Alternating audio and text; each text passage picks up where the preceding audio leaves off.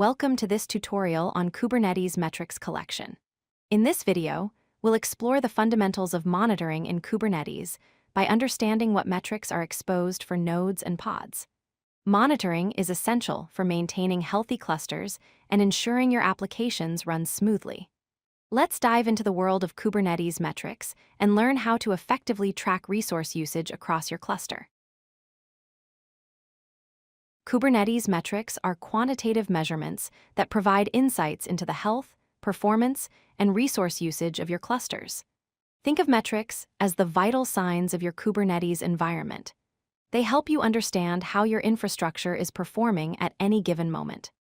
Metrics are collected at three primary levels: node metrics, which track host-level resources; pod metrics, which monitor individual workload performance; and container metrics, which provide the most granular view of resource consumption within each pod.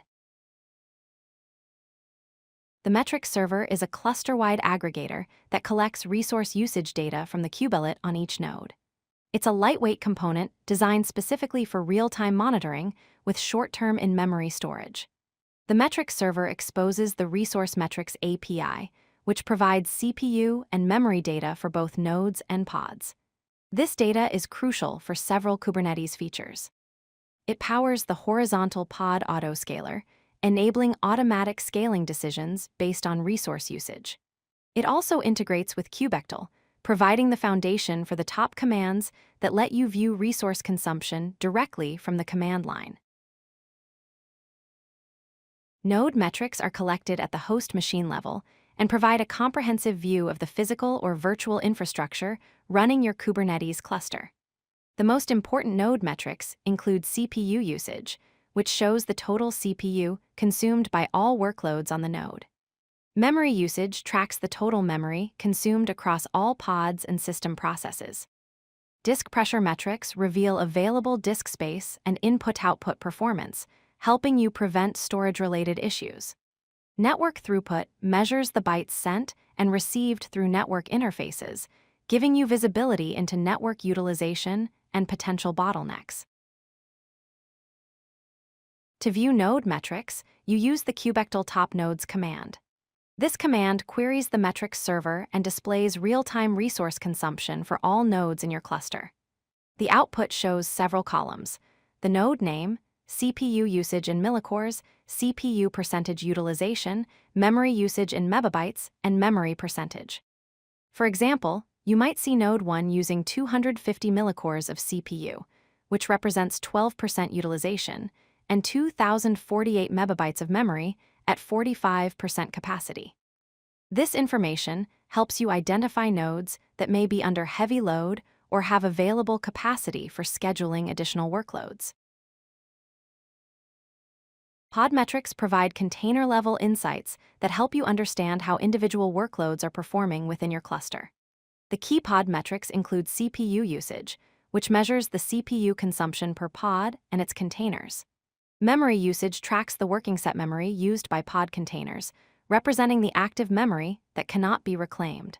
Storage usage shows the ephemeral storage consumed by containers, which is important for preventing disk space issues.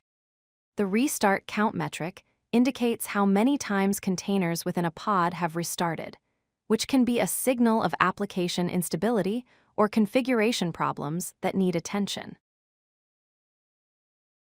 To view pod metrics, use the kubectl top pods command with the namespace flag. For example, kubectl top pods -n default displays metrics for all pods in the default namespace. The output includes the pod name, CPU usage in millicores, and memory usage in megabytes. You might see an Nginx pod consuming 50 millicores of CPU and 128 megabytes of memory, while a Redis pod uses 25 millicores and 64 megabytes.